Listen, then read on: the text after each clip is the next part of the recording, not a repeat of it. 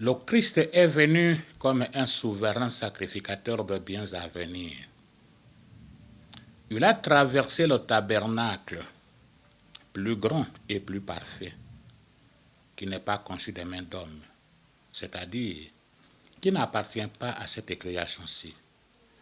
Il est entré une fois pour toutes dans le lieu très saint, non avec le sang des boucs et des veaux, mais avec son propre sang, ayant obtenu une rédemption éternelle.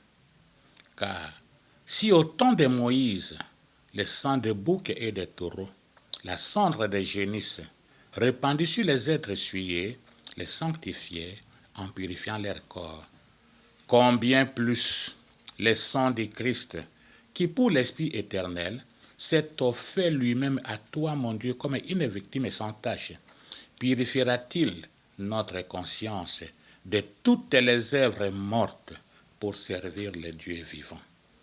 Purifiera-t-il nos maisons, nos familles, de toutes les œuvres mortes pour servir le Dieu vivant? Notre prière. Tendre Père, ne nous délaisse pas, ne nous abandonne pas. Sois avec nous comme tu as été avec Moïse. Exauce-nous comme tu as exaucé Moïse, afin que l'ignorance ne nous résiste pas tant que nous vivrons, ou du moins, nous n'aidions pas l'ignorance à nous résister tant que nous vivrons. Bonjour. Bienvenue mon frère, bienvenue ma sœur, bienvenue la communauté chrétienne, vous qui nous suivez de partout à travers le monde et surtout dans cette grande ville de Kinshasa. Que Dieu d'Abraham, d'Isaac et de Jacob regarde chacun de vous et nous bénisse. Que la gloire lui revienne. Notre émission n'a jamais été une émission à caractère politique. Et depuis ses débuts, par conséquent, on ne sait même pas dire un mot là-dessus, qu'est-ce qui se passe, la situation actuelle, non. Nous ne sommes pas politiciens, nous sommes une église. Et en plus, nous disons haut et fort, si là où les hommes échouent, Dieu n'échoue pas. Et Dieu n'échoue pas lorsque nous, ses enfants, nous crions vers lui. Vos SMS, vos textos sont toujours les bienvenus et vos suggestions ont permis à cette émission de s'amender, de s'améliorer. La fois passée, nous étions en train de parler pourquoi la foi. Tu vas ici, il faut avoir la foi. Tu vas à droite, il faut avoir la foi. Tu vas au nord, il faut avoir la foi. Toutes les prédications ne se terminent jamais sans, il faut avoir la foi. Mais pourquoi la foi?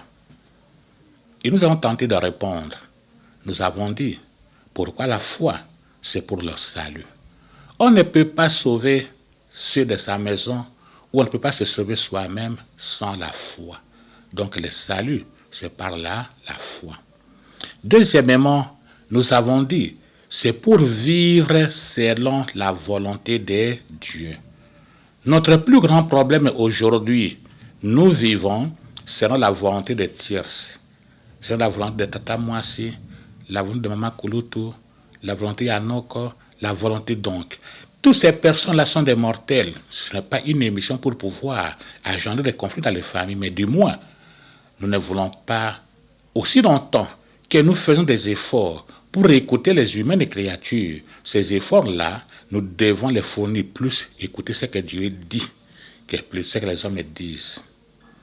Et c'est là que nous avons établi une différence entre la réalité et la vérité. Nulle part dans la Bible, surtout dans la Nouvelle Alliance, mais dans l'Ancien Testament, il est écrit en réalité, je vous l'ai dit. Toujours, en vérité, je vous l'ai dit. Ce que les yeux voient, ce que les oreilles entendent, ça sont de réalités. Mais ce que la parole de Dieu dit, ce que l'Éternel a dit, son Fils a dit, ça c'est la vérité. Par exemple, il est impossible à Dieu de mentir. Ça c'est la vérité. Mais tout ce qui peut se passer autour de nous, relatif au mensonge, ça c'est la réalité. Troisièmement, pourquoi devons-nous avoir la foi? C'est pour marcher selon la volonté de Dieu. C'est pour pour demeurer dans la volonté du Seigneur. Et c'est là qu'on s'est arrêté aujourd'hui. Nous voulons commencer, nous voulons continuer dans ce que nous étions en train de dire. Pourquoi la foi? Quatrième réponse. Pourquoi la foi? Cinquième réponse. Et nous allons conclure pour commencer l'émission prochaine. La foi et le résultat. Si notre réalisateur est prêt, nous voulons continuer cette partie de l'émission en regardant une première image. Elle est trop parlante et c'est par là que nous commençons. Pourquoi la foi? Nous venons de répondre. C'est pour le salut. Deuxièmement, pour vivre sur la volonté de Dieu. Troisièmement, pour marcher dans la voie chrétienne. Et c'est là que nous voulons continuer. La maladie, la souffrance et les échecs, nous l'avons dit la fois passée, sont les noms des enfants que l'ennemi Satan a eu avec le péché au sortir d'Adam et Ève du jardin d'Éden. Beaucoup de nos mots sont consécutifs à une vie de péché. Et le salaire du péché, c'est la mort. Marcher par la foi, c'est persévérer malgré les incertitudes, les épreuves, les obstacles, à avoir une confiance aveugle, je dis bien une confiance aveugle, ainsi parle l'Éternel. Quand vous regardez cette image, je voudrais que nous puissions regarder, nous voulons lire Luc 1 Corinthiens 11, versets 14 à 15. 1 Corinthiens. La nature elle-même ne vous enseigne-t-elle pas? Mon frère, ma soeur, la nature elle-même ne vous enseigne-t-elle pas? Quand vous regardez cette image, ce sont des arbres. Et quand vous regardez ces arbres, ça forme un visage. Et vous avez là, c'est comme ça, c'est la barbe de la personne. Là sont les yeux, là sont des cheveux, ainsi de suite. Or, Jésus-Christ avait dit, d'abord, dans l'arbre, il y a la vie. Et Jésus-Christ avait dit, je suis le chemin, la vérité et la vie. On ne dit pas que l'arbre c'est Jésus-Christ, non, ni point. Mais si un arbre arrive jusqu'à nous regarder, à nous présenter une position qui nous regarde, ne pouvons-nous pas, comme cette jeune fille, aller à un endroit où nous sommes seuls pour lire la parole de Dieu? Et pourquoi? Il est écrit, la foi vient de ce que l'on attend, et ce que l'on attend vient de la parole de Dieu. Alors, si la foi vient de ce que l'on attend, et ce que l'on attend vient de la parole de Dieu, nous pouvons conclure, sans nous tromper, que la foi vient de la parole de Dieu. Pourquoi la foi? Quatrième réponse, pour être agréable à Dieu. Pour être agréable à Dieu. Quatrième réponse. Mais alors, qu'est-ce que signifie agréable? Agréable signifie avoir, avec qui on a plaisir à se trouver. Avec qui on a plaisir à se trouver. Qui procure un sentiment de satisfaction. Exemple, un garçon, une fille agréable. Agréable vient du mot agréer qui signifie approuver, accepter. Cette personne ici, par rapport au regard du Christ, c'est une personne qui est agréable. Et pourquoi? Parce qu'il fait la volonté de ce que le Seigneur demande. Et comment? La foi vient de ce que l'on attend et ce que l'on attend vient de la parole de Dieu. La foi ne vient pas de la philosophie. La foi ne vient pas des disputes. La foi vient de la parole de Dieu. Est-ce que l'Éternel approuve ce que tu fais? C'est là l'Éternel approuve ce que tu es en train de faire. Est-ce que tu es agréable à Dieu? Il y a plus d'avantage à être agréable aux yeux de Dieu qu'à être désagréable. Pour nous, au lieu que nous soyons désagréables au lieu de Dieu, il n'y a plus d'avantage à être agréable. Ceux qui ont compris ont mené une vie de victoire malgré les tribulations. On regarde Acte 5, versets 25 à 29. Pierre et les apôtres répondirent, il faut obéir à Dieu plutôt qu'aux hommes. Il faut obéir à Dieu plutôt qu'aux hommes. Aujourd'hui, je peux me dire, il faut obéir à Dieu plutôt qu'aux réseaux sociaux. Il faut obéir à Dieu plutôt qu'ainsi par la mode. Il faut obéir à Dieu plutôt ainsi par les noms. Il faut obéir à Dieu. Pierre et les apôtres ont reçu une recommandation de l'ange de Dieu après les avoir libérés de la prison populaire. Allez, tenez-vous dans les temples et annoncez au peuple toutes les paroles de cette vie. Regardez ça dans Actes 5, versets 18 à 19. Actes 5, versets 18 à 19. De grand matin, ils entrèrent dans le temple et se mirent à enseigner, désobéissant ainsi aux sacrificateurs, sans aucune peur, qu'on les retournait en prison. Beaucoup de choses, ça abîme dans notre pays, non seulement en cause de la corruption, en cause de l'égoïsme, mais aussi en cause de la peur. Mais eux n'ont pas eu peur qu'on les retourne en prison.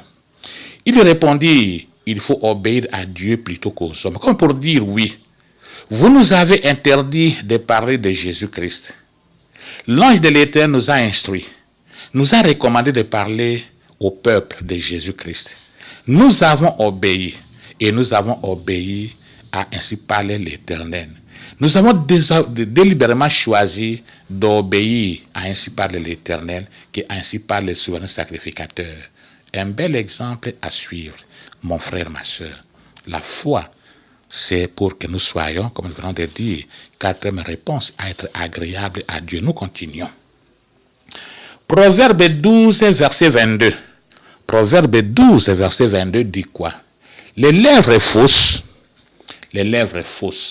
sont en horreur à l'Éternel, mais ceux qui agissent avec vérité lui sont agréables.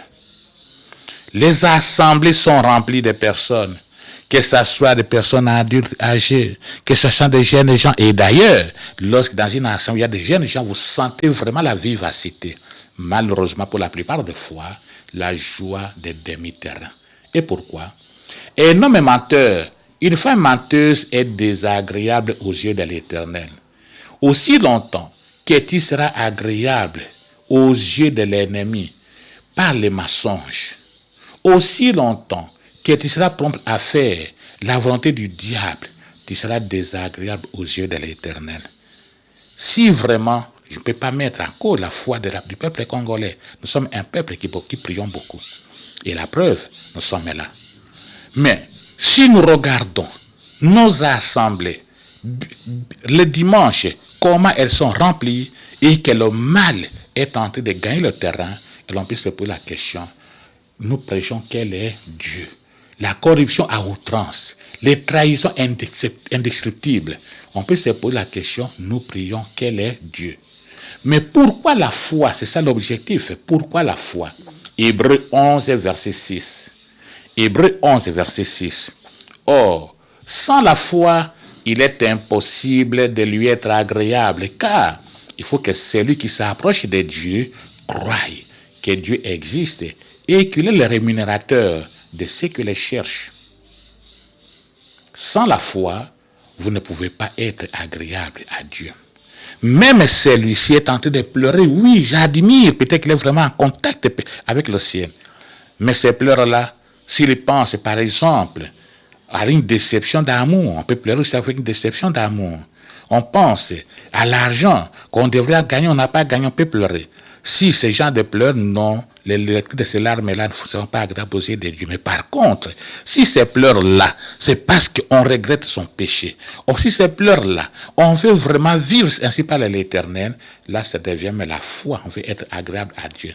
Donc, sans la foi, vous ne pouvez pas être agréable à Dieu. La Bible dit, c'est impossible. Oh, mon frère, ma soeur, je voudrais dire une chose assez importante.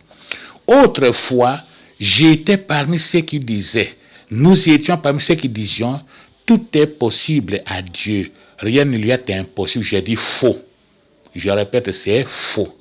Tout n'est pas possible à Dieu. Alors vous avez posé la question, mais qu'est-ce qui n'est pas possible à Dieu? Il est impossible à Dieu de mentir. Donc ce n'est pas possible à Dieu de mentir. C'est impossible. Donc tout est possible. Non. Il est impossible à Dieu de mentir. Deuxièmement, il est aussi impossible à Dieu d'agréer celui qui n'a pas la foi, gravissime quand même. Sans la foi, il est impossible d'être agréable aux yeux des dieux. Alors on dit que sans la foi, il est impossible de lui être agréable, car il faut que. Mais qu'est-ce que signifie il faut que? Il faut que exprime l'obligation. Il faut que exprime la nécessité. Il faut que exprime le caractère inévitable. Exemple, il faut qu'il y ait du carburant pour que ces véhicules démarrent. C'est-à-dire, aussi longtemps qu'il n'y aura pas de carburant, ça ne va pas démarrer. La même chose, on va bien le comprendre tout à l'heure. Il faut que est un devoir. Ça indique que quelque chose est nécessaire, doit être fait avant. Bien sûr, on a plusieurs types de réchaud aujourd'hui à Kinshasa. Le réchaud à gaz rend d'énormes services. Mais il faut qu'il y ait du gaz à l'intérieur. S'il n'y en a pas, ça ne va pas s'allumer. Voici, il faut que. L'Éternel, notre Dieu, est un Dieu miséricordieux, plein d'amour, prompt à nous écouter, à nous exaucer. Mais il faut que celui qui s'approche de Dieu croie, ait la foi que Dieu existe. Il faut que, c'est une nécessité, une obligation, mon frère, ma soeur. Bien sûr, nous encourageons les grandes assemblées, nous encourageons les jeunes de lire la parole de Dieu, de quitter la pornographie, de quitter la masturbation, de quitter les tatous, de quitter les piercings, les stars de ce monde. Pour la plupart des fois, ce sont les vecteurs qui véhiculent les messages ainsi par les Ben Haddad, ainsi par l'ennemi Satan, pour la plupart des fois. Nous venons de dire, l'Éternel notre Dieu, c'est un Dieu miséricordieux, plein d'amour, prompt à nous écouter, à nous exaucer. Mais il faut que celui qui s'approche de Dieu ait la foi, croit que Dieu existe. En un mot, pour la foi, pourquoi la foi? Sans la foi, il est impossible de plaire à Dieu. Pourquoi la foi? C'est parce que sans la foi, il est impossible de plaire à Dieu. Deuxièmement, sans la foi, il est impossible de lui être agréable. Comment puis-je plaire à Dieu? Celui qui plaît à Dieu, celui qui veut plaire à Dieu, ne peut le faire que par la foi, c'est-à-dire en plaçant sa confiance, une confiance aveugle à un seul Dieu. Paul le dit bien dans 2 Corinthiens 5, verset 9. 1 Corinthiens 5, verset 9, pas 2. C'est pour cela aussi que nous nous efforçons de lui être agréable. C'est pour cela aussi que nous nous efforçons de lui être agréable. Soit que nous demeurons dans ses corps, soit que nous quittions. Il faut être agréable à Dieu. Mon frère, ma soeur, la famille, les mamans, les couples, prenez soin de lire avec vos enfants la parole de Dieu. Pourquoi? La foi vient de ce que l'on attend. Et ce que l'on attend vient de la parole de Dieu. Un enfant qui a commencé à lire la parole de Dieu tout petit, un enfant qui a commencé à développer la foi depuis qu'il est tout petit, deviendra expert à un certain âge. Efforçons-nous de lui être agréable. Faisons des efforts pour plaire à Dieu. Avantage. Quand l'Éternel approuve les voies d'un homme, il dispose favorablement à son égard même ses ennemis. Sans oublier, lorsque Paul dit, nous nous efforçons de lui être agréable, soit que nous demeurons dans ses corps, soit que nous quittions, il nous fait voir que nous ne pouvons pas être agréables à Dieu ou aller au ciel sans la foi. Impossible d'aller au ciel sans la foi. Hébreux 4, versets 2 à 6. La parole ne servit de rien parce qu'elle ne se trouva pas la foi chez eux. On peut les lire convenablement, car cette bonne nouvelle nous avait été annoncée aussi bien qu'à eux, mais la parole qui leur fut annoncée ne servit à rien. Et pourquoi? Parce qu'ils ne trouvaient pas chez eux la foi, chez ceux qui l'ont entendu. Donc, bien que Dieu soit dans sa parole, bien que Dieu soit derrière sa parole, bien que Dieu accompagne sa parole pour l'exécuter, un bel exemple où la parole ne servit à rien. À rien pourquoi? La raison principale, la parole ne trouva pas la foi chez ceux chez qui cette parole a été lue, a été annoncée. Regardez ce papa, son épouse, leurs enfants, joyeux, éclairés par la lumière de la parole. Que la gloire revienne au Seigneur. Si ces enfants ici écoutent la parole de Dieu, voyez, ainsi parle l'Éternel, écoute, ainsi a dit l'Éternel, croyez-le moi, ces enfants ici, où leur foi ne sera pas une foi vacillante, ce sera une foi qui est basée sur les rocs. C'est la raison pour laquelle il faut vraiment encourager. Une prière, on va définir tout à l'heure, la prière c'est quoi? En quoi ça sert? Rappelons d'où nous venons. Pourquoi la foi? On parle trop de la foi. La première raison, c'est pour le salut. Nous sommes sauvés par le moyen de la foi. Vous ne pouvez pas être sauvé et vous ne pouvez jamais sauver quelqu'un d'autre que par la foi. Deuxième raison, pour vivre sur la volonté de Dieu. La volonté de Dieu, c'est que le juste vivra par la foi. Troisième raison, pour marcher dans la voie chrétienne. Maladie, souffrance, échec sont les noms des enfants que l'ennemi haït avec le péché. Donc, marcher par la foi, c'est persévérer malgré les incertitudes, les épreuves et les obstacles. Avoir une confiance aveugle à ainsi parler l'Éternel. Et aujourd'hui, avant d'introduire la quatrième raison, pourquoi la foi, nous avons dit pour être agréable à Dieu, nous avons commencé par dire la nature elle-même ne vous enseigne-t-elle pas? Et pourquoi? La foi vient de ce que l'on attend, et ce que l'on attend, c'est la parole de Dieu. Et nous avons montré cette image. Regardez ces messieurs. Il regarde cet enfant en train de lire. Il lit quoi? La parole de Dieu. Cinquième raison. Pourquoi la foi? Pour que nos prières soient entendues, pour que nos prières soient exaucées. Cinquième raison pourquoi la foi, pour que ta prière soit entendue, pour que ta prière soit exaucée. Le plus grand souhait de tous, c'est que notre demande soit examinée et qu'une réponse satisfaisante, une réponse positive soit accordée à cette demande. C'est pour cette raison, beaucoup de nos lettres, surtout des lettres de demande d'emploi, des demandes ceci, c'est une part dans l'attente d'une suite favorable, veillée, agréée. Nous voulons une réponse positive. Avec Dieu, nous voulons aussi une réponse positive. Et l'en est de même de la vie spirituelle. Nos requêtes, nous les adressons à Dieu et nous avons hâte de voir s'accomplir les désirs de nos cœurs. Alors pourquoi la foi? Matthieu 21, verset 22 nous répond. Matthieu 21, verset 22 nous répond. Tout ce que vous demanderez avec foi par la prière, vous le recevrez. Cette maman avec ses enfants, tous ceux qui sont en train de demander à cet instant par la foi, en se basant ainsi par l'Éternel, ils vont le recevoir. Nous rappelons que la prière est un fusil. La prière est un fusil. La parole sont des munitions, mon frère, ma soeur. Une prière sans parole de Dieu, c'est rien, il n'y a rien à l'intérieur. Bla, bla, bla, bla. La prière, c'est un fusil. La parole sont des munitions. Et la foi, c'est la gâchette.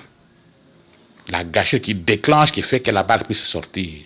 Sans la gâchette, quelle que soit la qualité des munitions et les performances du fusil, aucun résultat ne sera obtenu. Il faut qu'il y ait la gâchette. Et la gâchette, nous venons de dire, c'est quoi? C'est la foi.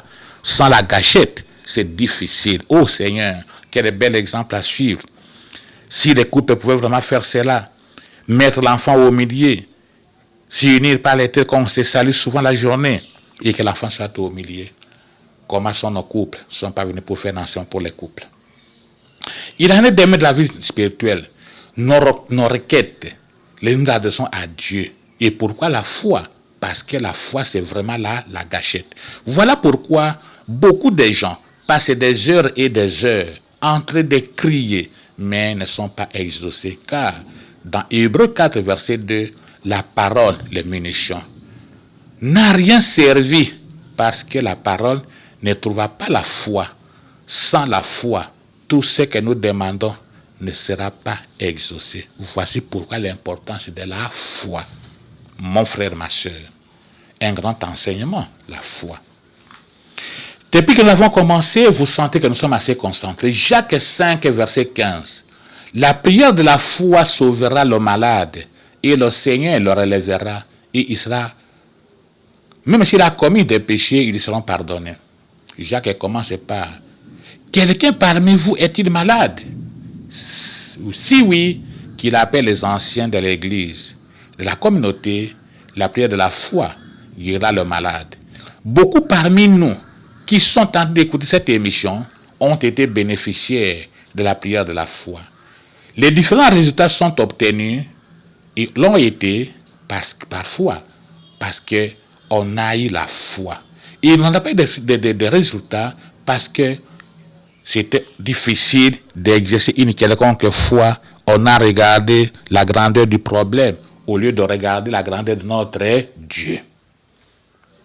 Mais Jean 16, verset 24 dit quoi? Jean 16, verset 24 nous dit: jusqu'à présent, vous n'avez rien demandé à mon nom.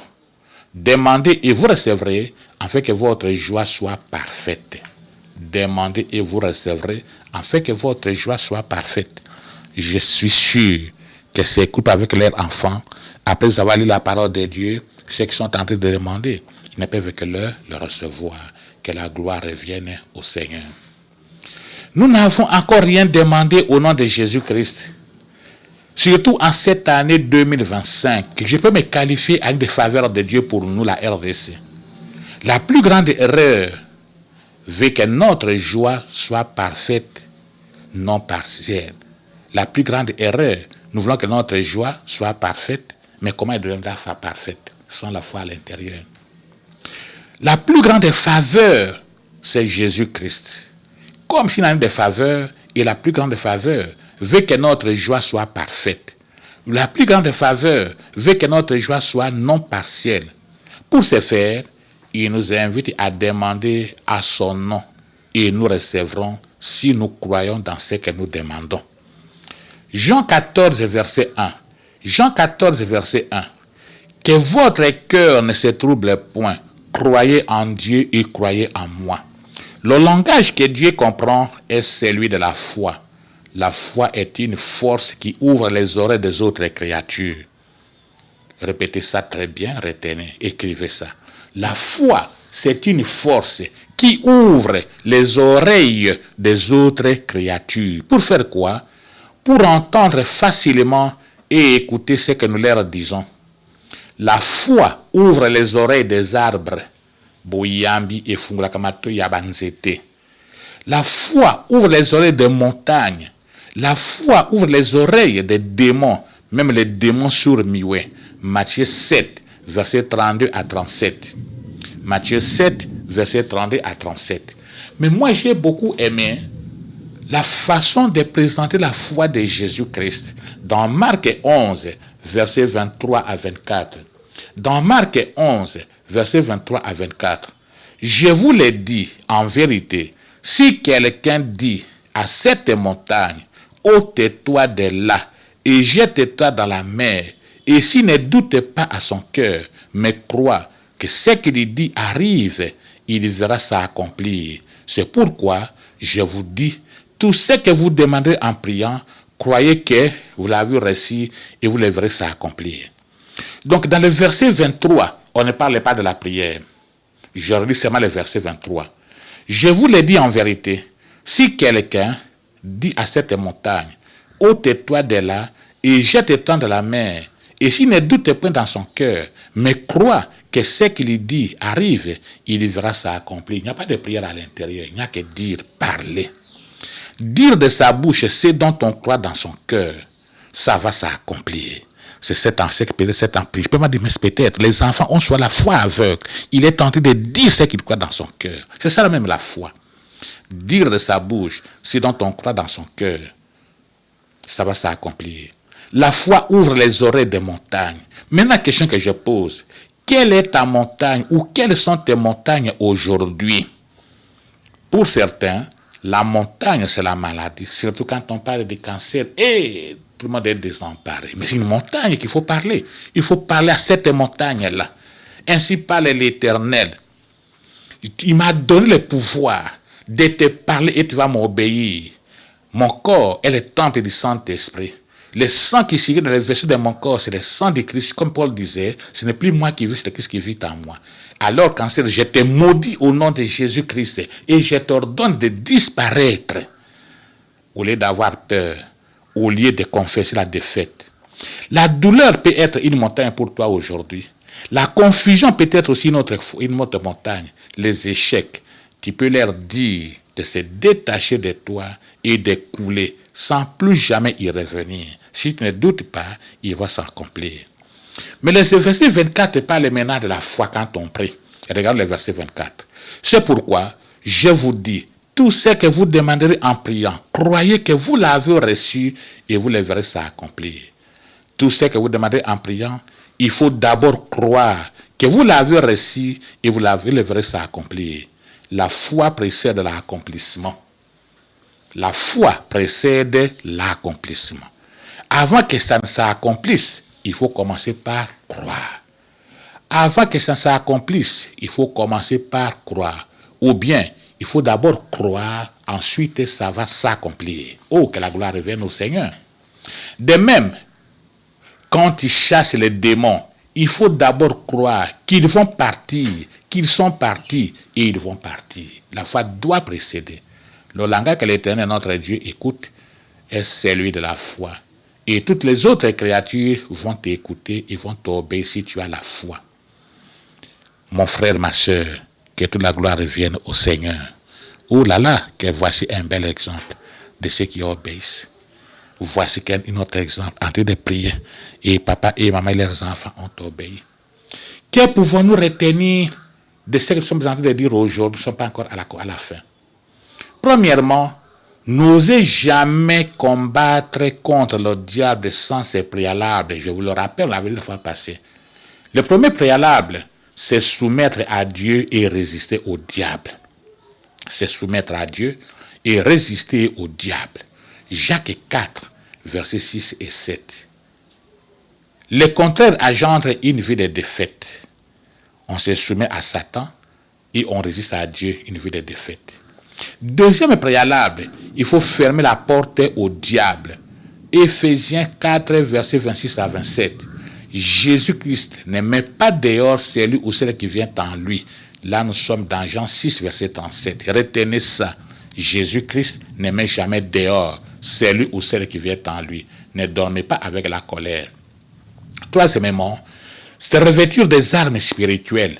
Éphésiens 6, versets 11 à 17. De toutes les armes précitées dans Éphésiens 6, l'épée de l'esprit, la parole de Dieu est une arme d'attaque. Toutes les autres armes, c'est pour la protection. Quatrième préalable, on l'avait par la fois passée, prendre conscience que le diable est un lion domptable. Celui qui est en nous est plus grand que celui qui est dans le monde. C'est 1 Jean 4, verset 4 qui le dit. En plus, celui qui est en nous, Jésus-Christ, est le lion indomptable de la tribu de Juda, de la tribu de la louange. Il se manifeste quand nous les louons. Pourquoi la foi? Nous avons répondu à 5 niveaux. Le premier niveau, nous avons répondu, c'est pour le salut. J'aime une telle famille. Papa, maman, avant de dormir, regardez comment ils sont. La nature elle ne vous enseigne-t-elle pas? Si les arbres peuvent donner l'image d'un homme en train de prier, à combien plus forte raison l'arbre c'est la vie? Ô Seigneur, donnez-nous de t'imiter un jour. Pourquoi la foi? Nous avons répondu à 5 points. Premièrement, c'est pour le salut. Nous sommes sauvés par la foi. C'est le don de Dieu. Éphésiens 2, versets 8 à 10. Deuxièmement, pourquoi la foi? C'est pour vivre selon la volonté de Dieu. Vous ne pouvez pas vivre pour Dieu sans la foi. C'est difficile de vivre pour Dieu sans la foi. Le juste vivra par la foi. Habakkuk 2, verset 4. Il faut éviter de vivre par les doutes, de vivre par la crainte, de vivre par l'incertitude, de vivre par la réalité. Troisième raison, pourquoi la foi? C'est pour marcher dans la voie chrétienne. Il faut marcher par la foi et non par la vue. Et d'ailleurs, Isaïe avait bien dit ça. Il ne faut pas juger d'après ce que les yeux voient, d'après ce que les oreilles entendent. Et aujourd'hui, nous avons dit, pourquoi la foi? C'est pour être agréable aux yeux de Dieu. Sans la foi, il est impossible de lui être agréable. Et je me corriger énormément. Non, disons non. Tout est possible à Dieu. Faux. Tout n'est pas possible à Dieu. Et pourquoi? Il est impossible à Dieu de mentir. Il est aussi impossible de lui être agréable si on n'a pas la foi. Cinquièmement, pour que nos prières soient entendues et exaucées. ce que nous demanderez avec foi dans la prière, et si vous ne doutez pas, ça va s'accomplir. Mon frère, ma soeur, une telle famille, regarde, l'analyse elle-même ne vous enseigne-t-elle pas? Ne faut pas croire que c'est une image. Ce sont des arbres composés aussi de palmiers, tout consort, qui donnent l'image. Donc, ce que vous demandez avec foi dans la prière, vous l'obtiendrez. Marc 11, verset 23. Dire avec foi. Dire avec foi. Marc 11, verset 23. Il faut dire avec foi. Parle à ton problème. Parle sans douter. Priez avec foi. Marc 11, verset 24. 1 Jean 16, verset 24 a dit quoi? Vous n'avez encore rien demandé. Il faut demander pour que vous puissiez recevoir et que votre joie soit parfaite. Et alors, Romains 11, verset 29, Romains 11, verset 29, car les dons de Dieu, l'appel de Dieu sont irrévocables. Les dons de Dieu, les appels de Dieu sont comment? Irrévocables. Je voudrais donner un tout petit exemple. Vous imaginez que l'ennemi Satan est là pour pouvoir faire quoi? Nuire, s'opposer contre les enfants de Dieu. Nuire, s'opposer à la volonté de Dieu. Mais n'oubliez pas que l'ennemi Satan n'a pas été créé ennemi Satan. Il a été créé chérubin. Il a été créé proche de Dieu. S'occupait devant la louange céleste. Jusqu'au jour où on a trouvé l'iniquité en lui. Mais imaginez-vous que tout ce que Dieu lui avait donné, tous les dons de Dieu dans ce monsieur Satan-là, lorsqu'il fut chassé du ciel, comme les dons de Dieu sont irrévocables, on lui a tout laissé. Romains 11, verset 29. Car les dons les dons de Dieu, l'appel de Dieu sont irrévocables. Si aujourd'hui, Dieu t'a donné une guérison, et demain, les symptômes de cette guérison reviennent, pour la plupart des fois, oh non, moi je pensais que Dieu m'avait guéri. Alors non, Dieu ne peut pas. Si tu as donné une guérison, c'est une guérison de Dieu, c'est irrévocable. Il faut alors dire à l'ennemi Satan, Monsieur Satan. Il est écrit dans 1 Pierre 2, verset 24. Jésus-Christ a porté tous mes péchés dans son propre corps sur le bois, afin qu'étant mort au péché, moi, X, Y, Z, je puisse vivre pour la justice. Jésus, par les meurtrissures desquels j'ai été guéri. Si j'ai été guéri, alors je suis guéri. Et pourquoi? Je réitère et je confirme cette guérison. Quelles sont les raisons qui me poussent? La première raison, Dieu veille sur sa parole pour l'exécuter. La deuxième raison, les dons de Dieu sont irrévocables. Troisième raison, il est impossible à l'Éternel de pouvoir mentir. Les maçons, c'est le diable. Alors quitte mon corps, rentre par où tu es venu avec tes symptômes. Je voudrais dire aussi, Jean 10, verset 10, souvent nous disons quoi? Le diable est un voleur. Mais n'oublions pas, bien qu'il soit voleur, il agit par accès légal.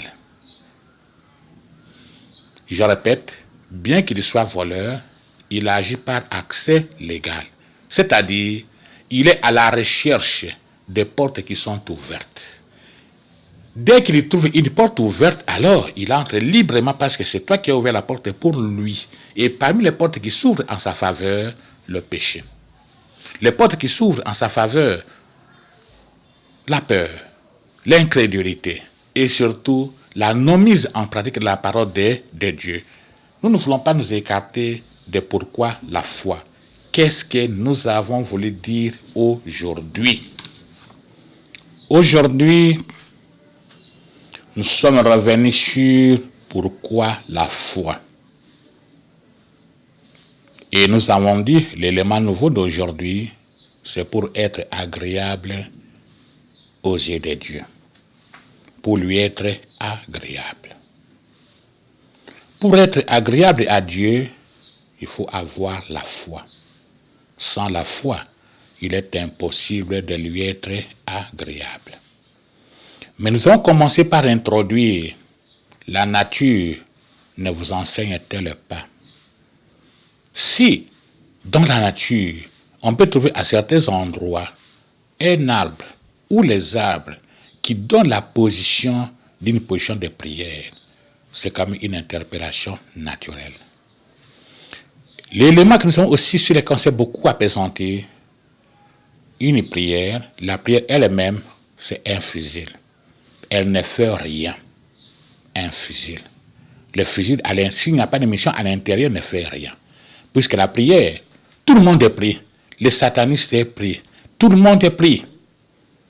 Quelles sont les munitions d'un tel fusil? Les munitions, c'est la parole de Dieu. La foi vient de ce que l'on attend et ce que l'on attend vient de la parole de Dieu.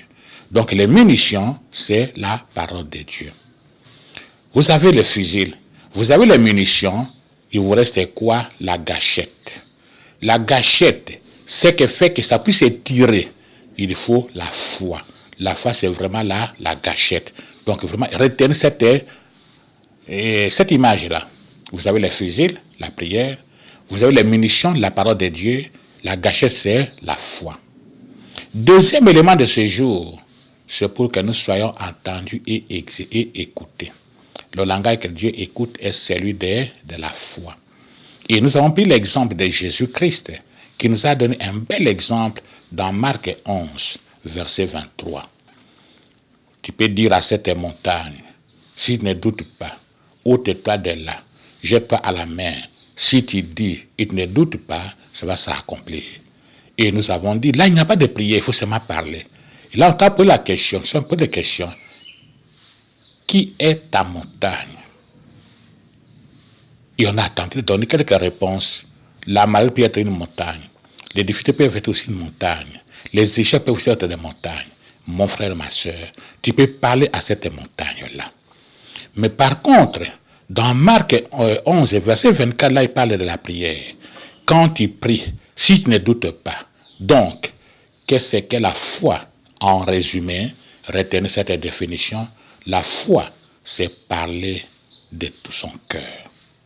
C'est ça la foi. Quand tu dis à haute voix tout ce qui est dans ton cœur, en bien ou en mal, ça va s'accomplir. Quand tu parles en mal, ça va s'accomplir négativement. Quand tu parles en bien, ça va s'accomplir positivement. Notre prière. Le Christ est venu comme un souverain sacrificateur de biens à venir. Il a traversé le tabernacle, plus grand et plus parfait, qui n'est pas conçu de main d'homme, c'est-à-dire qui n'appartient pas à cette création-ci. Il est entré une fois pour toutes dans le lieu très saint, non avec le sang des boucs et des veaux, mais avec son propre sang, ayant obtenu une rédemption éternelle. Car si le sang des boucs et des taureaux et la cendre des génisses répandue sur les êtres essuyés, les sanctifiant en purifiant leur corps, combien plus le sang du Christ, qui pour l'Esprit éternel, s'est offert lui-même à toi, mon Dieu, comme une victime sans tache, purifiera-t-il ma conscience, notre conscience, nos consciences, de toutes les œuvres mortes pour servir les dieux vivants. Tendre Père, ne nous délaisse pas, ne nous abandonne pas. Sois avec nous comme tu as été avec Moïse. Exauce-nous comme tu as exaucé Moïse, afin que l'ignorance ne nous résiste pas tant que nous vivrons, ou du moins, nous n'aidions pas l'ignorance à nous résister tant que nous vivrons. Si pendant ces temps, Jésus-Christ n'est pas encore revenu, alors la fois prochaine, nous allons commencer la foi et les résultats. Bonjour.